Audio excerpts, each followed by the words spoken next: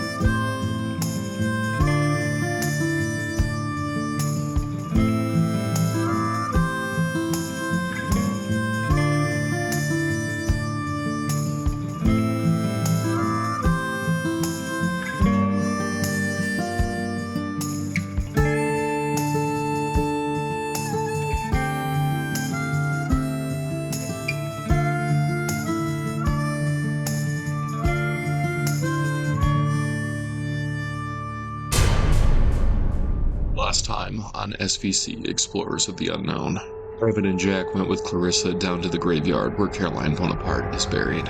Ooh, This is all scripted. get out of here. And they discovered one of the gravestones had etchings that were so far gone that only AI could bring it back to life. That's when we discovered one of the graves with the name Charlotte on it. There you go. The same name that we got in the spirit box session from the Bonaparte house. Oh, look at that. Dude, right here. What? Oh, there's other gravestones. Yeah. Just jumbled in there. We hear howling in the distance. Coyote-wolf hybrids, and something moving in the brush right next to us. Are we getting too close to where the coyotes nest? I mean, there's like a pack of them. Or is something paranormal trying to keep us from reading the names that are on the graves? It's over for the night. Let's close up shop. Let the episode begin.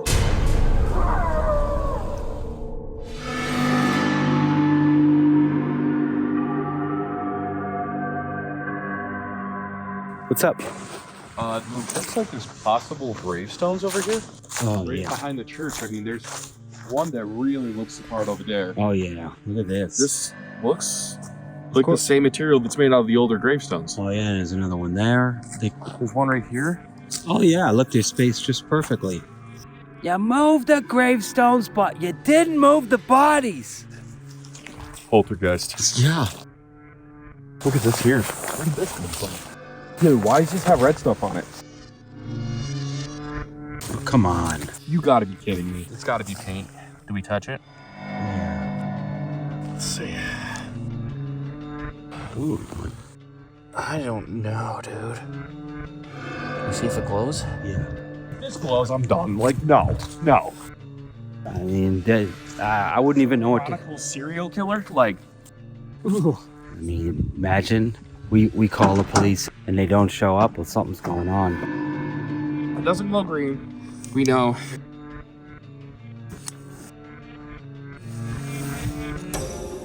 What the? I don't know if you want me to swear on camera or not. Wait, what's going on? Let me see. No, you got the purple, but then you'll see green highlights. Let me see. Move it. Did you just hear something moving in my truck? Totally. This looks like part of a gravestone. Does it have a metallic smell? Mm-hmm. It don't tell me it does, does It it? does. That means that it is blood, because it does glow. It does have that little bit of tint. What the hell is going on, Evan? Splattered, but I would think that it would Dried blood would be brown, though. would be brown. I mean, blood next to a graveyard. I mean, Dried old blood, too. I mean, like splattered again. It's just splattered. Let's take a 3D scan and leave it behind. Let's take real good photos of where we found it as well. We're coming back here. Right behind the abandoned church that's sitting next to us. This is crazy. That is dry blood. I say we put that back in the graveyard. But definitely, I agree with you. 3D scan time.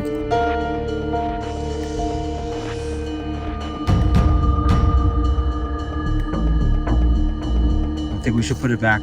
Right here. And look, come here. Here's another piece. I never even realized. And it's buried under the grass. Wow. That was under the grass. That was right here. Now I want to see if I can find a direct connect. Broke it off. What would break it off like that even? I mean, it's just Striking somebody over the head. Just throwing that out there. I mean, if you're gonna, that's how you're gonna hold it. You're so right. I mean, look at that. It's like someone... Dude. It sits right in there. Oh my goodness. And when you break a rock like this, you're gonna have a couple little, but you even got the lip here. Oh yeah. Yeah, and then that sits just like that. And when this kind of rock shatters, you get a lot of powder, so you'll have but that's it right there. I mean, it fits even with this little loop right sitting on that. There's a big secret here of like, kind of thinking those maybe werewolf like vibes. We have a lot of stories of Dogman up here. Like a werewolf-like creature from the Akwesasne Mohawk tribe. It's a bipedal wolf. Basically something that's kind of a mix of a Bigfoot and a werewolf-looking thing.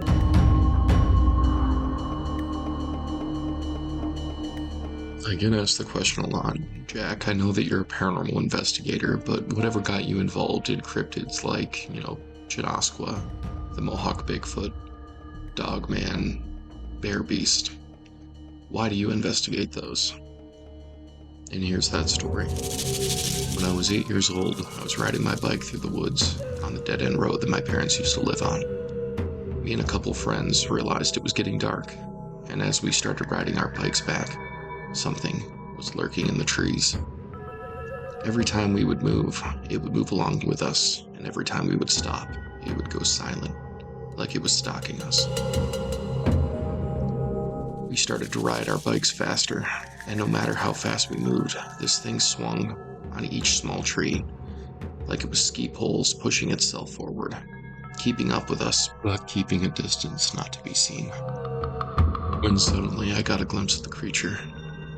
What looked like an 8-foot-tall orangutan with long black hair, standing on 2 legs. It looked at me for a second, turned, and was gone as quick as it came. Now, there's a lot of stories out of the Adirondack State Park, otherwise known as the ADK, of these cryptids. But what I saw that day, I'll never forget. Adirondack State Park is one of the most visited parks on the East Coast.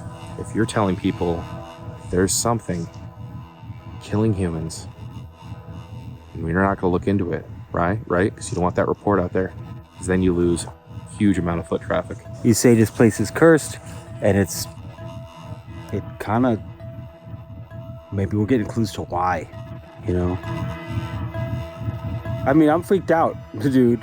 Like, what do we call the police? I think if we call them too many times with something like this, we could be the next. The woods up here are not only haunted, but you have Bigfoot stories up here, Dogman, Hoof Lady. There's so many just weird ass stories. Hoof Lady. She just brings kids in the forest and you never see them again. Come on. What else are we gonna find? All right, so I just want to let everyone know where we found this rock in relation to where we are, okay?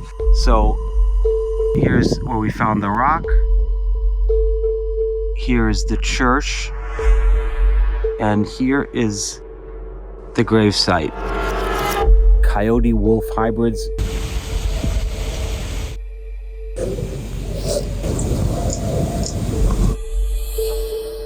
That's so weird.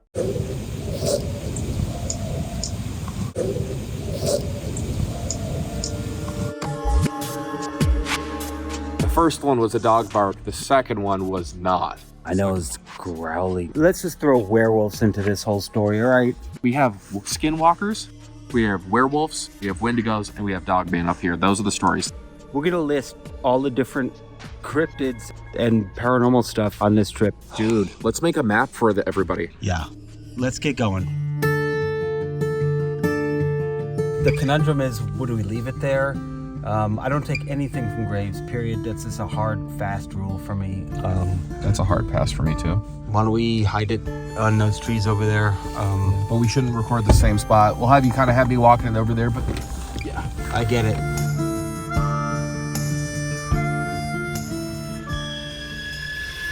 got a couple speckles of protein. So that means that this is blood, and this is a part of an old gravestone, and it's been sitting behind this church. I'm gonna go hide it.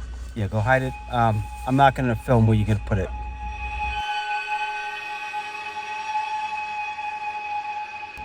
I mean, what else are we gonna find here? Just straight up body parts? What is that? What now? I just found an old wooden barrel behind the museum. In the ground. In the ground. I mean, come on now. What else we find in here? This nail. It's a hand-forged nail. Look at that. Oh, it sure is. That's old. This was just sitting up like this in these leads, and I started to pull, and it took a lot of pulling, and then all of a sudden, Oh, wow. the boards came up with it. The boards. Oh, my goodness. You're right. Fits right in the barrel. There they are. This is old too. Oh, there's the ring.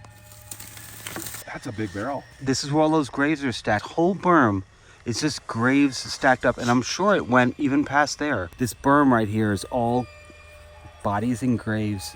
Oh my God, I feel like vomiting. It's disgusting when you think about it, honestly. I mean, they took, How many bodies are out there right now that we don't know? I mean, all of this whole berm is ground that was pushed up and pushed up here. Look where you're pointing. There's one right there. Yeah, look at them. The graves are right here. We go out about them stones. Yep, confirmation, dude. Look at that one there. Oh, come on. There's one right there. I'm going in real quick. We're in the daylight. I kind of thought this was that, and now it's even... We got poop right there at my foot. That's what we heard. How close it was, dude. They were right here in the bushes like we thought. We were hearing them. Yeah, that's fresh. Look at this. Oh yeah, dude. Oh my God. Fresh. Oh, and that's that hybrid. Yep. Those were the ones that were chasing us last night. Graves stacked, bodies stacked. Dude. All the way down the line. This is a stone structure. Look at this. I'm about to pull this out. It's a cinder block with bricks in it. I bet you there was an old mausoleum here that fell down. Remember that thing you asked me when we pulled into town? Yeah. And it was right when we were coming into Governor. Yeah. You said, what's that building? I said, they used to store the bodies in here. I bet you were standing on an old mausoleum. Look, come here. Oh, wait, look at this. Look at right there. That's a gravestone. There's a grave right there. Oh. Yeah, it's the edge. Sad. I'm gonna raise the camera up high. Look, one side's the farm, another side is the graves, and right in the middle is this berm here that they pushed all the dirt and graves and bodies up to make way for this. Let's head out. Someone just drove off looking at us, like staring at us. Get up front. Okay, so yeah, right.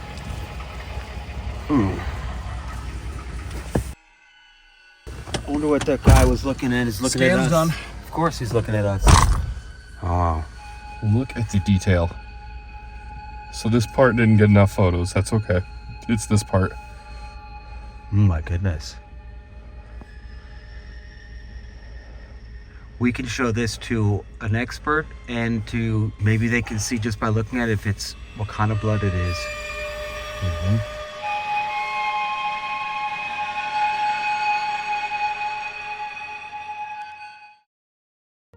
I've been in the paranormal field for 23 years, and I've used multiple different audio pieces of equipment, but nothing has sounded so clear and smooth as Tascam. Tascam has sponsored the show with sending us some of the best audio gear in the world, including the Porter Capture 6, which is one of the best EVP recorders I've ever used, if not the best.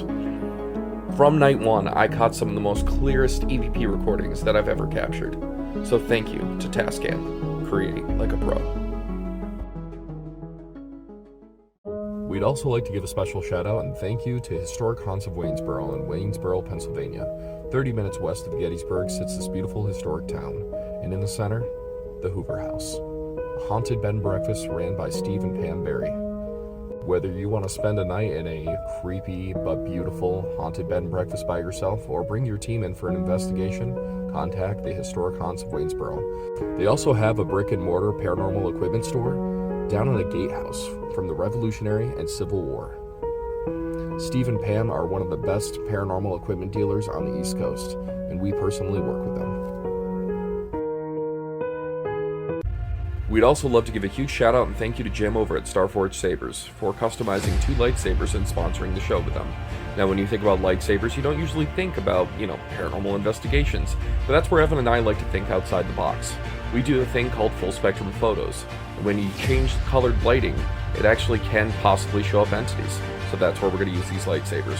So thank you to Starforged Sabers.